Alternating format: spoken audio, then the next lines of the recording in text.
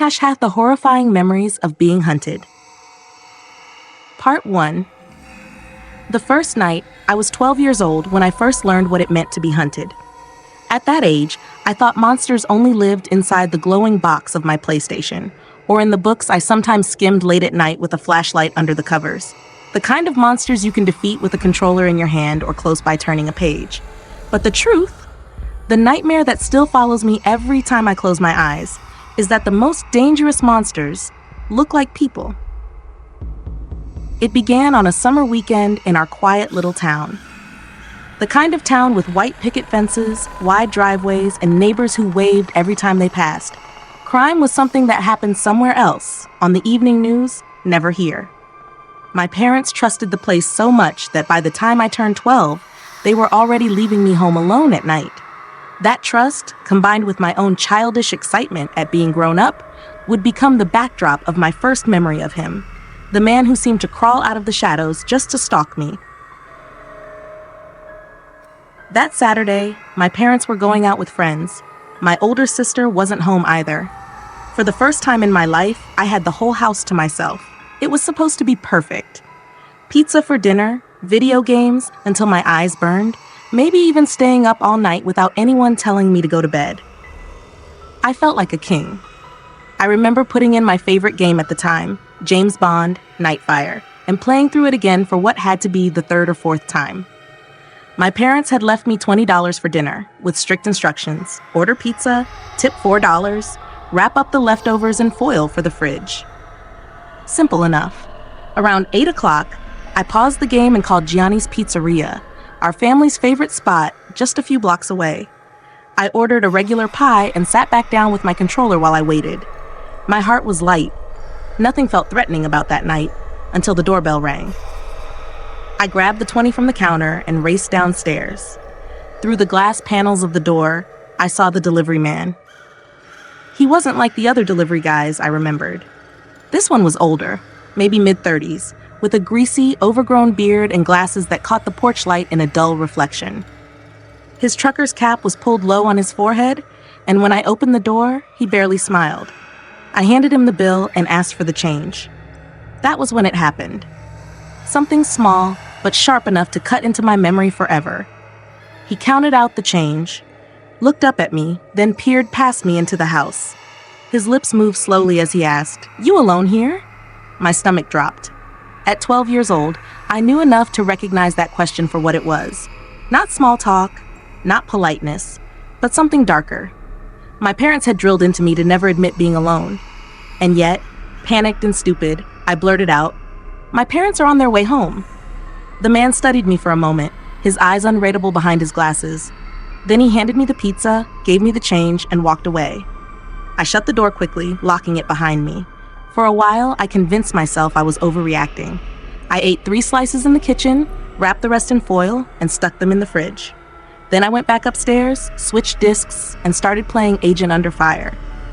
Hours passed. The only sound was the hum of the PS2 and the occasional rumble of digital gunfire. I forgot about the delivery guy. I forgot about his question. I almost forgot I was alone, until the doorbell rang again. It was close to 11 by then. My parents weren't due back yet, but my first thought was that they'd come home early. I paused the game, hurried down the stairs, and called out, "Mom, Dad?" What answered me wasn't their voice. It was a man's voice, rough, unfamiliar. He said, "I need help. I need to use your phone." Every instinct screamed at me not to open the door. "Who is this?" I asked, my voice cracking. He repeated himself, "I just need to use a phone."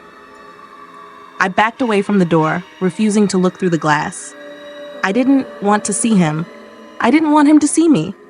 But as I crept up the staircase, stairs that faced directly toward the front door, I realized my mistake. The man outside shifted, and then he spoke again, his voice sharper. "Wait, please, I need help." I froze halfway up the stairs. He had seen me. Through the glass panel at the top of the door, his shadowed head tilted upward, locked on me. Though it was dark, I could feel his eyes tracking me like a predator. My body went cold. I bolted the rest of the way upstairs. In my parents' bedroom, I grabbed the landline and dialed my mom's cell. She picked up groggy at first, but when I whispered what was happening, her tone snapped to stone-cold sobriety. "Did you talk to him?" Does he know you're alone? I hesitated, then told her the truth. Yes, I'd spoken. Yes, he knew. My mom went silent for a beat, then whispered urgently, "Lock yourself in the room. Stay quiet, we're calling the police." As she stayed on the line with me, the doorbell rang again. Harder this time, louder. My mom told me not to move, not to speak. But the silence in the house was broken by something far worse. The soft metallic click of the side gate swinging open. Someone was moving into the backyard. I whispered this into the phone, my voice shaking. My mom hissed back for me to stay down, stay dark, stay hidden. But then, from below, came the sound I still hear in nightmares. Footsteps, not outside, inside. Slow, deliberate, creaking across the wooden floor of our kitchen. My heart hammered so loud I was sure he could hear it. I slid under my parents' bed, clutching the phone so tightly my knuckles ached. My mom's voice crackled through the receiver, half whisper, half shout. "They're on their way! The police are coming! Don't move!" I bit my lip, fighting back sobs as the footsteps reached the base of the stairs. The boards creaked, one by one, as he climbed higher, closer. He moved first into my sister's room, then mine. Silence, then the faint scrape of drawers being opened, closet doors pushed aside. Finally, his steps came back into the hall, directly toward my parents' bedroom. The knob twisted, rattled, pressed again. The lock held. For what felt like an eternity, he tried. Then, 3 slow knocks. Not loud, not frantic, just patient, as if he had all the time in the world. Then silence. His footsteps retreated down the stairs into the depths of the house. I stayed under that bed, trembling, until I finally heard the heavy boots of police officers storming through the front door.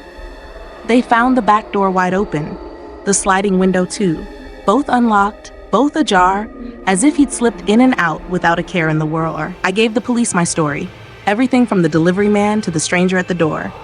I told them about the greasy beard, the glasses, the trucker's cap. My parents rushed home, demanding answers.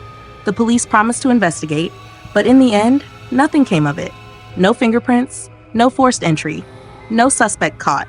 Just my memory of a face and a voice that didn't belong in my safe little town. The next night, my parents dragged me to Gianni's Pizzeria. The manager listened as I described the man who delivered our pizza. He said his name was Phil, but when they asked to see him, the man was suddenly unavailable. Out on delivery, conveniently unreachable. We never ate at Gianni's again. You'd think that night would fade with time like a bad dream. That after enough years, the edges of the memory would blur, the fear would dull. But that's not what happened, because as I grew older, I realized the truth. That night wasn't random. It wasn't a coincidence. It was the first night. The first time he came for me. The first proof that I was being hunted. And it wouldn't be the last. That's the end of part 1, 2,000 words condensed. Part 2 will continue the story years later, when you move with your parents to Idaho, and the same presence, the same hunter, returns in the woods. Would you like me to go ahead and write part 2, 2,000 words now? Part 2, The Deep House in the Pines. The odd thing about fear is how comfortably it settles into your life once it's been invited in. After that first night, after the pizza, the door, the man with the greasy beard, I learned to live with the small, horrible scrape of paranoia at the base of my skull. It never left completely. It became a low hum beneath everything. Under video games, under school, under the polite small talk my parents and I shared at dinner when the weather was safe and predictable. It whispered in the corners of my mind that a face can return, that a question once asked of a 12-year-old could be asked again of someone older, and that the answer might matter far less than how he looked when he heard it. When my parents retired and decided to leave the town that had raised me, they wanted distance the way some people want a new coat. They built a house in northern Idaho, far enough from neighbors to make privacy a laughably inadequate word. Out back, it was nothing but trees. Miles of fir and spruce crawling up the sides of hills and pressing black fingers against the sky. The house itself was a 2-story thing that tasted of new paint and old money. A too-perfect retreat. Gym, movie room, bar, rooms that echoed when you walked through them. It should have felt like a dream. To me, in the soft place between adolescence and adulthood, it felt like a throne on the edge of the world. We moved in the autumn I was in high school. The air here had a way of trimming your patience into cleaner shapes. The nights were deeper, the days sharper and colder. For a time, everything about the new house seemed to hold the promise of a fresh start. But promise is a slippery thing. Once you know that a stranger once stood on your porch and asked if you were alone, you do not easily forget the way a stranger looks when he wants something. The first incidents were small in a way that made them worse. The first tapping came in the movie room. I had the theater set up as my refuge. Leather reclining chairs, a projector that made perfect black, a speaker system that could rattle your teeth. One night I invited my girlfriend over. We sat close in the dark, and the movie swallowed us both. At some point, maybe an hour in, maybe in the middle of a quiet scene, my skin went electric. It was the sort of instinctive fear a predator might feel when it senses another hunter in the grass, an awareness that had nothing to do with sight. I stood up for a moment, telling myself it was nothing, the harmless twitch of nerves. Then I saw him. There he was, framed in the rectangle of the rear window that looked out over the backyard, a pale shape against darker trees, a laughable silhouette that somehow made my stomach fall. He had wild hair and a grin that cut the night into two pieces. In his hand was a knife. He tapped the glass with its blade in a slow, rhythmic motion, not hard enough to cut, not soft enough to be accidental. The sound was like dry bones. At first, I thought I was making it up. Maybe my exhaustion or overactive imagination after a late-night screening. But he didn't move like a drunk. He moved with a patience that felt practiced. He tested the glass with the tip of the blade. He smiled without blinking. Then, when he realized I had seen him, he didn't run. He stayed as if to savor the moment. My breath stalled. I walked away in a curve, thinking if I ignored him, he might go away. But curiosity is a dangerous animal, and it isn't always the loudest thing in a room. The night expanded into a slow terror. I remember the way my hands shook as I hit the bathroom lights, wrapping a towel around my shoulders like armor. I locked the doors. I checked a window and then another. I called my parents, sounding ridiculous even as my voice trembled. They took the report seriously, but the search parties of the police that rattled through the trees found nothing. No footprints, no sign of a camp, nothing. The woods were iron in their silence. They could be relied on to hide things. They were a blanket that swallowed the shape of trespassers. That man was a phantom in a place where ghosts felt more welcome than visitors. The tapping continued for weeks. Sometimes it stopped for a night or two, and I allowed myself a shallow exhale, only for it to return like a metronome in the dark.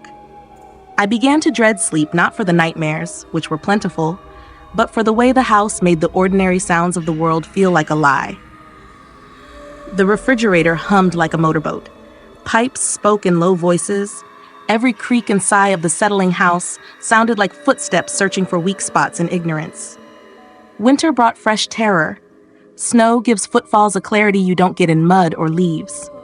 One night, while my parents were away for a few days, my dad left me a shotgun. "Just in case," he said, his voice thin with worry. He didn't explain what he'd seen in the area. He didn't have to. The look he gave me was enough. He had seen the dark move in a way that made the house less stable than its bones. The first tracks appeared after the first heavy snowfall. They started at the driveway, looped around the house, and stopped at each window, like someone standing at a gallery of silent rooms, peering into strangers' lives. They were bare prints, perfectly formed, a sole and heel with indents where toes had pushed into the snow. Whoever had left them had walked to each window, crouched, and looked in.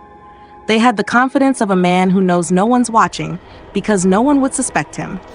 I followed them that first morning with the shotgun tucked across my chest and the dog snapping softly at my heels. He was a big Rottweiler, broad and slow but fiercely protective, bred to live without pleading. He growled at the prints and then stared at me with a look that made me think dogs and humans sometimes share the same wordless sense of wrong. The tracks wandered into the woods and then began to zigzag, like someone trying to confuse the trail. I walked until the cold bit through my jacket, and the prints dissolved into a pattern only wild things leave, randomness as camouflage. The tapping nights grew worse. I couldn't sleep sometimes. I would lie awake, listening to the uneven rhythm above the movie room or the bar, metal on glass, and an anomaly calibrated to wake the fight or flight urge in any creature that still clutched a human mind. Once, I swore I heard something on the roof, slow, heavy scuffs that could have been branches, could have been a man's boots, placing weight in an old house as if to test which beam might fail under a moment's pressure. There were nights when he would come close enough that I could see his breath fog the outside pane. He would press his forehead to the glass and smile. Not a grin, but an expression that hollowed his face, the stunning predatory softness of someone who had been waiting to be seen. The police set up night watches for a while, but those ended in disappointed patrols that returned to their coffee. Eventually, their visits eased to the inevitable. Calls ignored, reports filed, the small bureaucratic rituals of people who do not believe in ghosts, because ghosts cannot sign forms. When the dog began to stare at a tree line as if listening harder than ear could account for, I understood my home was a stage and we were the play's unwilling cast. He had found a way in, time and again, but never a way to cross the threshold that meant standing in the light with us. He preferred the liminal, the gap where shadows collect, because it's easier to swim in the dark without being seen. One night in particular stands out because of how precise it was, how much it felt planned rather than random. It was a night when the wind had died and the snow lay fierce and quiet outside. My parents were out again. I had been at home all day. The house was smaller when it was mine alone, every room an echo of someone else's life. At around 2 a.m, the sound came. Light footsteps in the snow, then something heavier, like a person setting a weight on the ground. The dog began to whine low, then growl, then run to the den. I grabbed the shotgun, loaded it in a hand that shook like a leaf, and stepped into the corridor. The back sliding door had been left slightly ajar, just a finger width, but that was enough. He had slipped in like a shadow and stood in the brightness of the screened-in porch, outlined clear as a lurching threat. He was closer now than ever before. He looked exactly the same as in my memory. The smile that did not belong to a man who wanted to speak, the cavity of his eyes, and the same wild hair that seemed to have rattled across more woods than one would expect. He held the knife casually in his right hand. He did not charge, did not rush. He simply stood and watched me with the patience of someone who had practiced terror as a craft. "Who are you?" I shouted, the words brittle and raw. I don't remember the sound of my own voice so much as the reaction, the way the dog at my heels stepped forward, the way the man's smile tilted into something else, like a curtain moving. He raised a finger to his lips, an implausible theatrical hush. Then he laughed. It was an ugly small sound, not loud but open-minded, as if he had been waiting to see how I would respond. He turned away slowly and walked to the edge of the porch. He stopped, facing back, and with one last look that felt like a promise, he melted into the trees. I fired the shotgun into the air, more reflex than plan. The boom rolled through the valley like an angry god. The dog bolted into the dark, and for a moment I saw him, a blur, charging after the man. He chased like a comet, bark spitting into the cold, but the dog's collar limited him, and the trees swallowed both dog and man without breaking pace. When the deputies arrived, they found no signs of struggle, no footprints beyond where the dog ran out. The snow had already smoothed some of the prints. The rest had blurred into a solitary man's chaos. My parents came home to a shaken son and an empty porch. They hugged me until I could barely breathe. Their worry was a physical thing, a pressure on my shoulders that made me feel smaller and also fiercely protected. We changed locks. We installed motion sensors and floodlights with the optimism of people who had not yet learned how clever a shadow can be. But the truth is, lights only make shadows longer, and alarms only make noise that can fold into the long, patient rhythm of a man who hunts like weather. After that night, I stopped acting like a kid. I learned to sleep with the lights off but the television on, a low hum to drown out silence. I kept a knife in my nightstand and the shotgun by the bed. I met my friends, dated, and graduated. School moved forward. Living somehow continued. Yet the man never stopped. He became a ghost that loved the theater of my life. He was present at birthdays I celebrated in the house, absent at graduations, and present in the corners of my parents' photographs. He was both a rumor and a presence, the kind of thing some people called in their minds trauma, when they wanted it to sound softer. When I finally tried to tell the story to someone outside our family, an ex-girlfriend, a friend down the road, they would smile and say the nice things people say to be kind. Maybe a squatter, maybe a lonely man, maybe someone with problems. Maybe. The word maybe is another comfort we hand ourselves when reality refuses to be generous. But the prints in the snow were not a maybe. The tapping on the window, the knife, the way he seemed to enjoy being seen and not caught, those were not maybes. They were proof that someone loved the feeling of being the last thing somebody else remembered. If part one was the opening scene, the man's gentle probing question at the door, part two was the escalation, the narrowing tunnel. In the high ceilings of our Idaho house, our lives were no longer the soft, ordinary things I had known.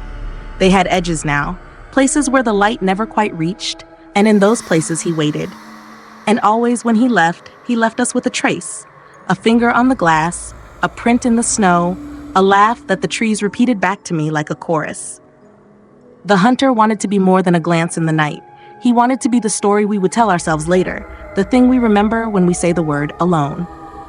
Part 3 follows, in which this pattern, this stalking, this ritualized presence, culminates at a rented cabin, where I and friends are forced to confront whether some hunters learn their prey the way predators learn the hoofprints of deer.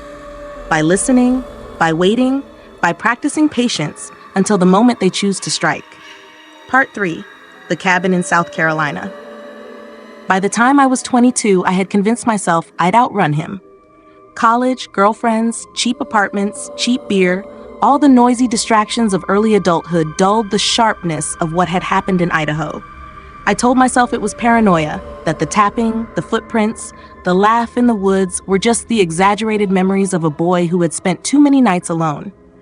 But the thing about hunters is this: they don't forget their prey. They wait, they study, they bide their time. It was spring when a group of friends invited me to a weekend trip at a cabin in South Carolina. It wasn't far from the coast, tucked into a pocket of pine and cypress. The air was heavy with mosquitoes, the kind of place where the night sang with insects and the ground oozed water when you stepped wrong. There were 5 of us. We packed beer, steaks, cards, a speaker. The plan was simple: drink, laugh, maybe fish in the muddy creek. Nobody worried about safety. Nobody locked the doors. After all, this was supposed to be escape, not survival.